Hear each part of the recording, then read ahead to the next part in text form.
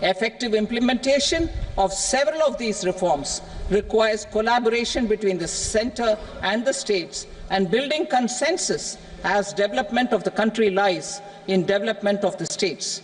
For promoting competitive federalism and incentivizing states for faster implementation of reforms, I propose to earmark a significant part of the 50-year interest-free loan. Working with states, we will initiate the following reforms.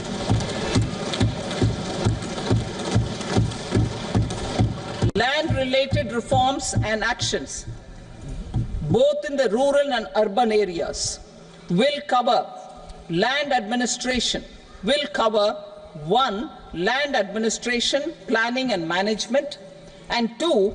Urban planning usage and building bylaws. These will be incentivized for completion within the next 3 years through appropriate fiscal support. Rural land-related actions. Rural land-related actions will include 1. Assignment of unique land parcel identification number, UL PIN, or Bhu Aadhaar for all lands. 2. Digitization of cadastral maps. 3. Survey of subdivisions, survey of map subdivisions as per current ownership. 4. Establishment of land registry. And 5. Linking to the farmers registry. These actions will also facilitate credit flow and other agricultural services. Urban land-related actions. Land records in urban areas will be digitized with GIS mapping. An IT-based system for property record administration, updating, and tax administration will be established. These will also facilitate improving the financial position of urban local bodies. Labor-related reforms. Service to labor. Our government will facilitate the provision of a wide array of services to labor, including those for employment and skilling. A comprehensive integration of e-Shram portal with other portals will facilitate such one-stop solution. Open architecture databases for the rapidly changing labor market, skill requirements, and available job roles, and a mechanism to connect job aspirants with potential employers and skill providers will be covered in these services. Shram Suvidha and Samadhan portal. Shram Suvidha and Samadhan portal will be revamped to enhance ease of compliance for industry and trade. Capital and entrepreneurship related reforms, financial sector vision and strategy.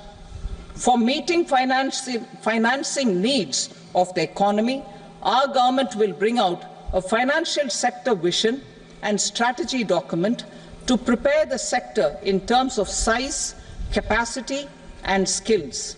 This will set the agenda for the next 5 years and guide the work of the government, regulators, financial institutions, and market participants. Taxonomy for climate finance. We will develop taxonomy for climate finance for enhancing the availability of capital for climate adaptation and mitigation. This will support achievement of the country's climate commitments and green transition. Variable capital company structure. We will seek the required legislative approval for providing an efficient and flexible mode for financing leasing of aircrafts and ships and pooled funds of private equity through a variable company structure. Foreign direct investments and overseas investment. The rules and regulations for foreign direct investment and overseas investments will be simplified to 1. Facilitate foreign direct investments, 2. Nudge prioritization, and 3. Promote opportunities for using Indian rupee as a currency for overseas investment. NPS Vatsalya. NPS Vatsalya, a plan for contribution by parents and guardians for minors, will be started. On attaining the age of majority, the plan can be converted seamlessly into a normal NPS account. Use of technology. We have successfully used technology for improving productivity and bridging inequality in our economy during the past 10 years. Public investment in digital infrastructure and innovations by the private sector have helped in improving access of all citizens, particularly the common people, to market resources, education, health and services. We will step up adoption of technology towards digitalization of the economy. Ease of doing business. For enhancing ease of doing business, we are already working on the Jan Vishwas Bill 2.0. Further, states will be incentivized for implementation of the business reforms, action plans and digitalization. Data and statistics. For improving data governance, collection, processing and management of data and statistics, different sectoral databases, including those established under the Digital India Mission, will be utilized with active use of technology tools. New pension scheme. The committee to review the NPS has made considerable progress in its work. I am happy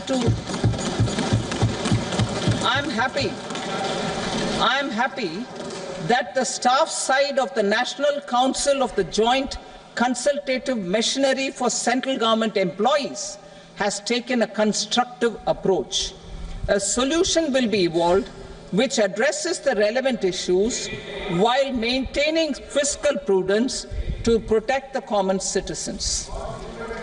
Budget estimates for 24-25. For the year 24-25, total receipts other than borrowings and the total expenditure are estimated at 32.07 lakh crore rupees and 48.21 lakh crore rupees respectively. The net tax receipts are estimated at 25.83 lakh crore rupees. The fiscal deficit is estimated at 4.9% of the GDP. The gross and the net market borrowings through dated securities during 24-25 are estimated at 14.01 lakh crore rupees and 11.63 lakh crore rupees respectively. Both will be less than that in 23-24. The fiscal consolidation path announced by me in 2021 has served our economy very well, and we aim to reach the deficit below 4.5% next year. The government is committed to staying the course. From 2026-27 onwards, our endeavour will be to keep the fiscal deficit each year such that the central government's debt will be on a declining path as percentage of GDP. I will now move to Part B.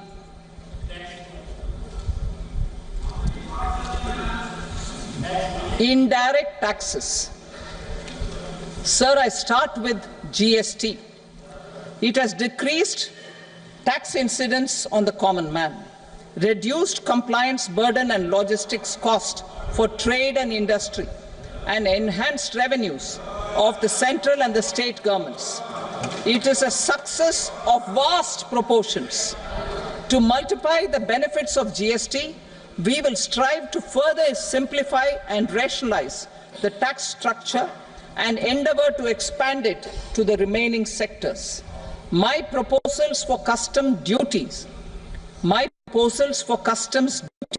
intend to support domestic manufacturing, deepen local value addition, promote export competitiveness, and simplify taxation while keeping the interest of the general public and consumers surmount. In Budget 22-23, we reduced the number of customs duty rates. I propose to undertake a comprehensive review of the rate structure over the next 6 months to rationalize and simplify it for ease of trade, removal of duty inversion, and reduction of disputes. I shall now take up sector-specific customs duty proposals. Medicine and medical equipments.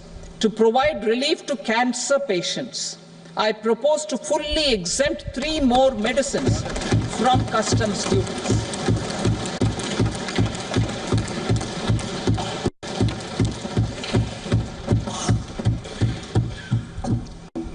I also propose changes in the BCD on X-ray tubes and flat panel detectors for use in medical X-ray machines under the phased manufacturing program so as to synchronize them with the domestic capacity addition. Mobile phone and related parts. With a 3-fold increase in domestic production and almost a 100-fold jump in exports of mobile phones over the last 6 years, the Indian mobile industry has matured. In the interest of consumers, I now propose to reduce the BCD on mobile phone, mobile PCBA, and mobile charger to 15%. Critical minerals. Minerals such as lithium, copper, cobalt, and rare earth elements are critical for sectors like nuclear energy, renewable energy, space, defense, telecommunications, and high-tech electronics. I propose to fully exempt customs duties on 25 critical minerals and reduce BCD on 2 of them. This will provide a major fillip to the processing and refining of such minerals and help secure their availability for these strategic and important sectors. Solar energy. Energy transition is critical in the fight against climate change.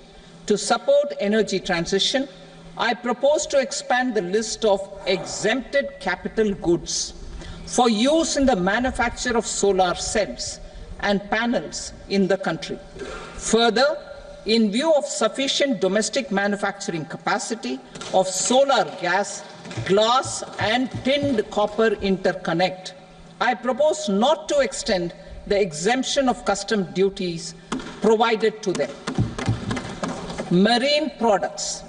India's seafood exports in the last financial year touched an all-time high of more than 60,000 crores of rupees.